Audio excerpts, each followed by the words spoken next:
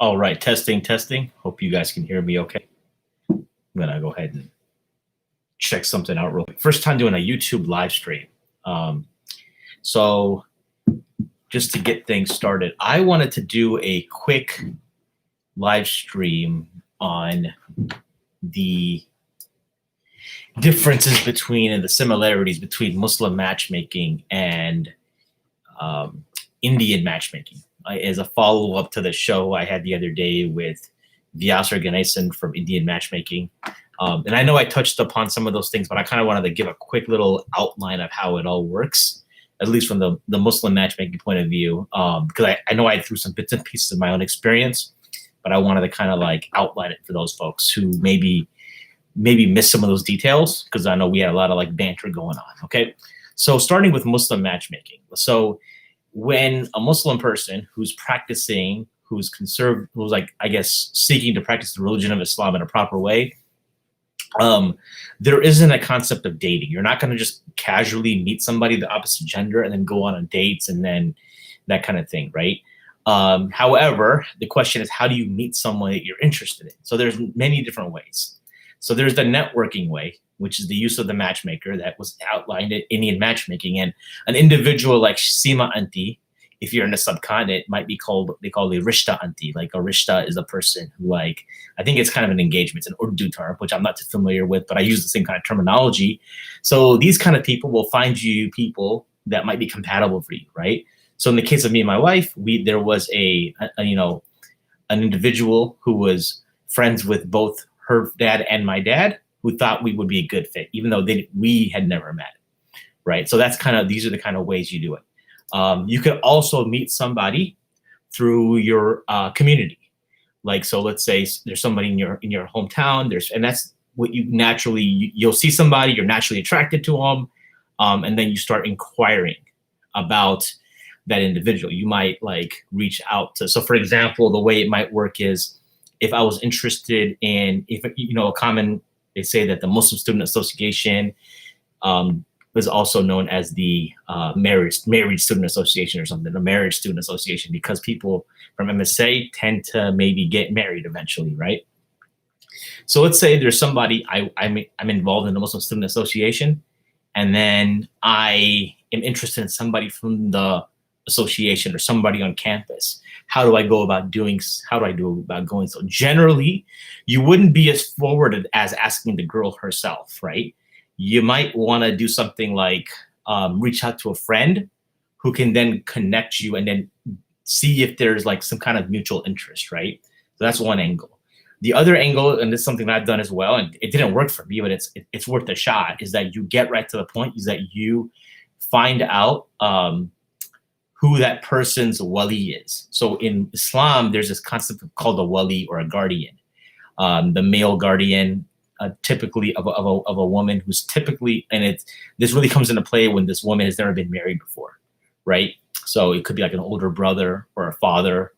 So some kind of like male relative to kind of act as a protector or a guardian. Some people might say this is very patriarchal or whatever, but at the end of the day, the goal of this is to protect the woman from like scumbag dudes like myself. Okay. So, in one instance, as I mentioned on the show the other day, there was a sister I was interested in. And so I just found out, I got the contact for her father, and I scheduled an appointment with him, and he didn't know what I was meeting. So when I met with him, I cut right to the chase. And it was like a 10-minute conversation. And, and people think it's really, this is like really mind blowing. You don't even go to the girl. You just go to the girl's dad, more or less the permission to even like, you don't even know the girl's interested. And in my case, I didn't know, and she wasn't, right? But the channel I go through is her dad. So her dad just goes to her and says like, hey, so-and-so approached me about you. What are your thoughts, right? So that's a real quick and easy way to do it. But, it always doesn't work. At the end of the day, it's like human beings, you might like somebody, but if it's not mutually reciprocated, it doesn't go anywhere, right? And that's kind of what the case is. So no harm, no foul though, right? There's nothing, you shouldn't be super emotionally invested where you're like all in and like girl says no and you like want to go jump off a cliff, right?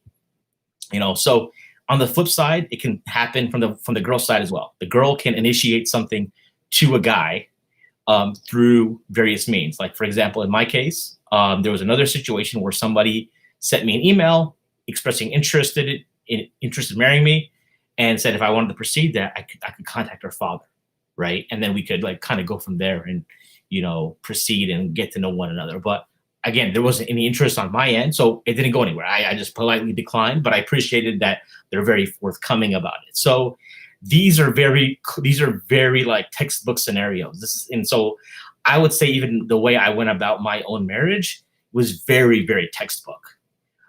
People don't do this anymore. I've talked to my friends and they say it's an anomaly, right? What happened was I, you know, received my wife's contact. You know, there was a meeting set up. I met her, and then I talked to her every week on the phone, scheduled. Her dad knew when I was talking to her for about an hour, and we kind of went through a questionnaire. And any email correspondence between us had her dad copied on it, right? Because this wali figure, I think, to me, it's like has to be involved. So that's kind of the by the book approach. We never went on any, my wife and I never went on any like coffee dates or anything like that. Granted, there was a distance issue. I wouldn't just call her up out of the blue, just randomly, just to chat.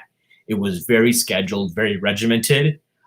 People say it's too regimented, maybe, but to me, like Muslims, we have a concept of what's called barakah, like blessing, and that and to me, I was very concerned about losing that blessing or that barakah effect if I kind of went in a way that wasn't conducive to the Islamic law, right?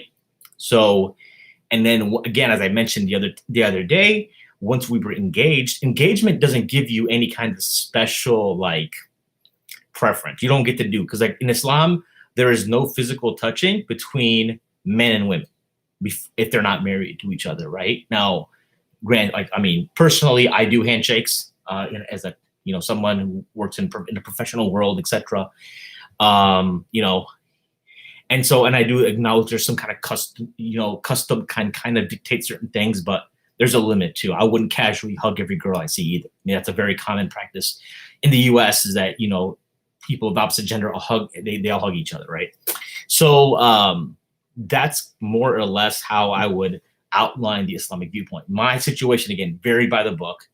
When I talked to my friends, a lot of them said no, they went on coffee dates, they were chaperoned perhaps, or they weren't, but the idea is that when you're going out for coffee, it's a public space. You're not going there together, you're not driving together, you're meeting there, you're meeting for coffee. It's casual, there's not a lot of pressure, but it's a public space, so nothing can happen typically, right? Although some people would say that frown upon it still, because they're like, well, how do you know if there's not like control? But at the end of the day, we have to, you know, there's an assumption that if these are people who are trying to practice Islam, then they are not going to break the boundaries that are set for them, right? So now let's compare some of that to the Indian matchmaking, as we saw in the show. So of course they're meeting through networks. They have Seema Auntie, who's the matchmaker, right? As far as the concept of a wali, I didn't see it, but obviously you do see family approval is very critical, right? There was the one girl, and I had her name pulled up here for a second. You know, to Indian matchmaking. She was a Sikh girl. She was married to, she was married before Rupam, I think her name was Rupam. And remember there was this time when Seema Auntie came to her house, and there was another person who was divorced, and they're trying to set each other up. And the dad saw that this individual was married to like, you know, an American Caucasian person before, and he was like, no, I'm not going there, right? So didn't go anywhere, right? Even though, and Islamically, if a woman is divorced, if she's been previously married, then the wali does not have to approve the marriage. The wali only has to be on board for someone who's never been married before. The idea is that in Islam, that once the woman has been married and because remember, we're not dating. We don't do boyfriend and girlfriends. We're not going out to proms and dances and stuff, right? So we're expected to have very little like romantic experience with the opposite gender prior to marriage. So women are protected in that sense because, you know, a dude at the end of the day, the objective of a dude is trying to get into a girl's pants, right? Panties. So that's why the wali is more critical for a newly married, for someone who's like going to be married for the first time. Once someone's already been married in Islam, you don't, then it's not required because she already kind of knows the ins and outs of dealing with a dude. You know, so she can kind of like, it's expected that she's kind of knows the ropes a little bit, right? Again, a very traditional outlook. But you saw in the Indian matchmaking show that Rupam, her dad wasn't down with this one guy. She didn't proceed. You know what I'm saying? So that's pretty much what comes with wali. Physical touching, right? So obviously in Islam, Muslims don't physically touch, okay? Before they're married to each other, okay? You saw the difference in India versus the United States in the show. So in the United States, you saw the couples, they would hug, right? Sometimes first meeting, like a casual hug. That's again part of becomes like customary here. You don't see that in India though. When you saw the couples in India meet, you didn't see physical touching at all. So there is that kind of level of conservatism. Now, what happens beyond that, we don't know, right? I don't know. It seems to me, at least that my impression is that there's still some level of conservatism within like non-Muslim Indians, like Hindu Indians or like Sikh Indians, that they're not going to be having sex before they're married. They're not going to be going all the way. Obviously, I'm sure that does. I mean, even within Muslims who are courting, that's happening now. Like, but we're talking about the standard traditional, you know, approach. So the show didn't give us too much insight on it, but it seemed like there weren't instances necessarily where a couple was getting that, you know, close, where they were getting that frisky. I would say the couple that seemed to be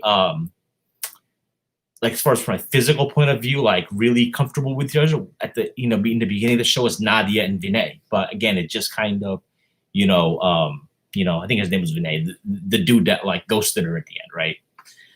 So yeah, that's kind of what it is. And the last thing I wanted to kind of talk about was forced marriage, like being able to force somebody to marry somebody, right? So, and I'm sure that obviously we don't have that concept in Islam, but I'm sure there's Muslims that pressure their sons or daughters to marry somebody based upon their cultural, you know, understandings, right?